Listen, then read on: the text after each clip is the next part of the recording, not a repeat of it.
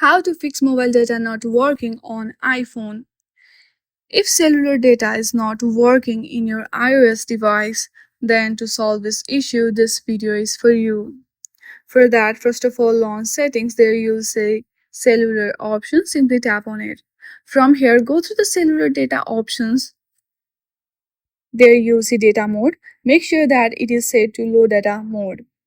Once you check that, go to the voice and data option and make it to maximum.